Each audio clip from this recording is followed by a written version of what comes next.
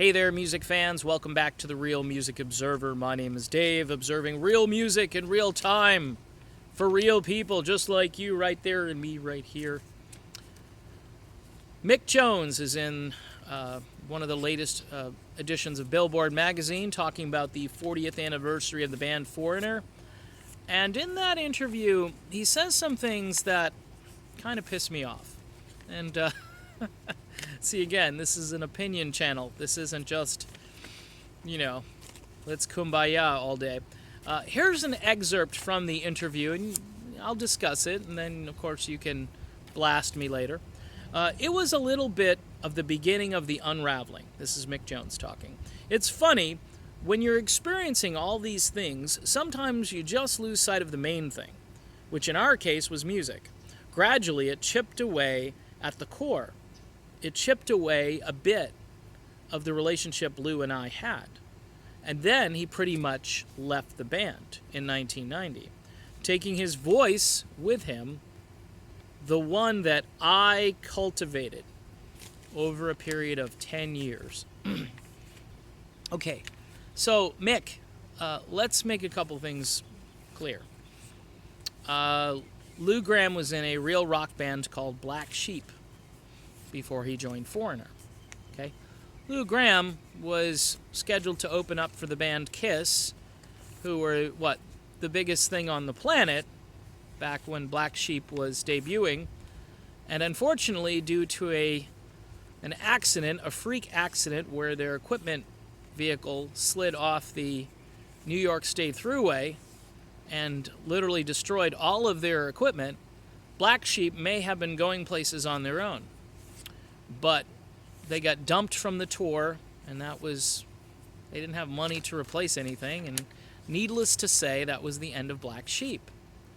Well, of course, Mick Jones heard Lou Gramm and decided to recruit him for Foreigner, and the rest, as they say, is history. The problem of Mick's assertion here about him cultivating Lou is that Lou was kind of self-cultivated. I didn't see any progression other than the fact Lou became more self-confident and he was able to sing songs maybe that few other human beings could sing. Now, was that due to Mick Jones' cultivation? Don't know. I know Mick has the heart of a producer. He produced, for instance, the Stormfront album for Billy Joel, which was quite a successful album, but I think, in all honesty, I think Billy Joel is such a larger-than-life performer that he could have had, Barbra Streisand as a producer, and the album probably would have been a huge success. Now, the assertion here, though, is that Lou just took his voice and took his ball and went home. Well, the facts are clear, is that Lou Gramm wanted to rock out, and Mick Jones had other ideas. I'm not denigrating the ballads. Waiting for a Girl Like You, which spent a record length of time at the number 2 position back in 1981.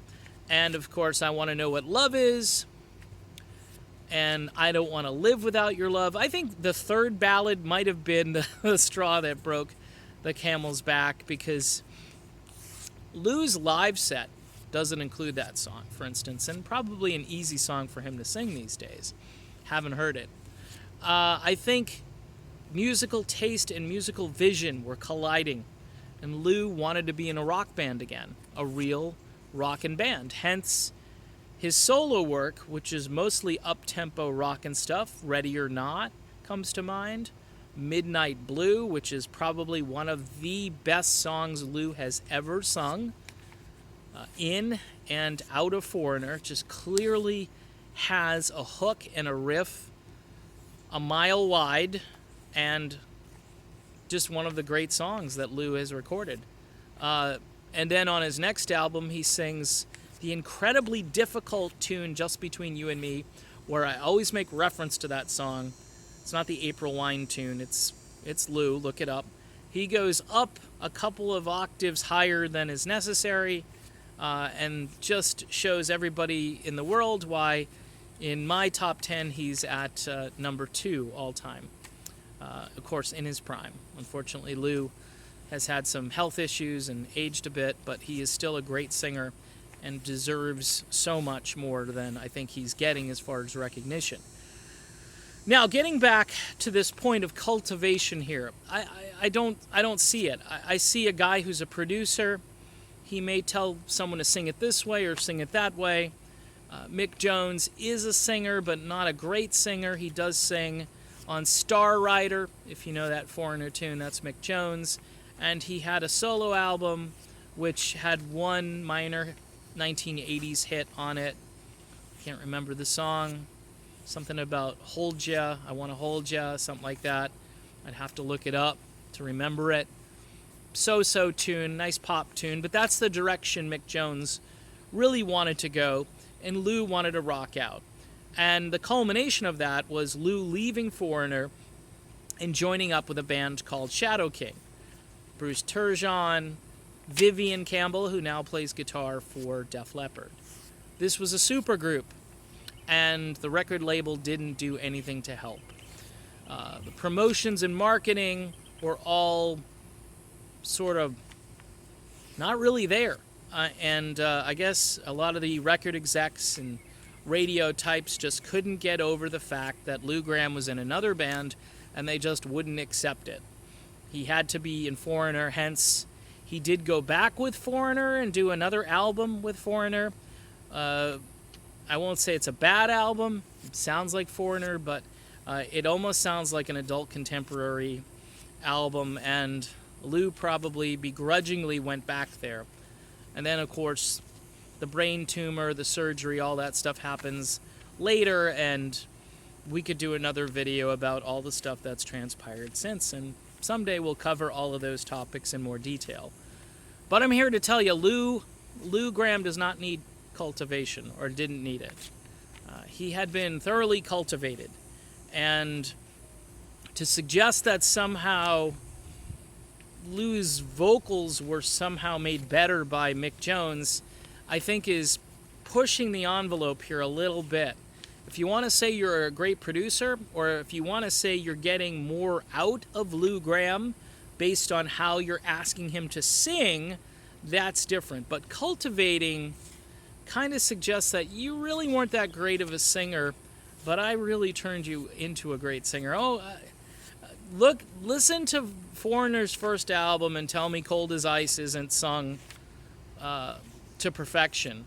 And really any of the other Lou tracks on that first album feels like the first time any of them, Lou Gramm is just knocking it out of the park. So all that more or less to say that, hey Mick, it's not about you all the time. This 40th anniversary of Foreigner should be about everybody, all the original guys. And Lou Gramm, well, he needs to be honored like anybody else, just as on the same level as you. Hence, that's why you and Lou were inducted into the Songwriters Hall of Fame. And it's why, respectfully, I believe both of you should be elected into the Rock and Roll Hall of Fame. And Lou, as being one of the greatest vocalists of our time, needs more recognition, and probably a little less cultivation. Okay? So that's it. That's my video. You can agree, you can disagree. I think Lou Gramm is a treasure, and I think Mick Jones needs to kind of put a sock in it and be a little more respectful. But that's just me. I'll talk to you soon.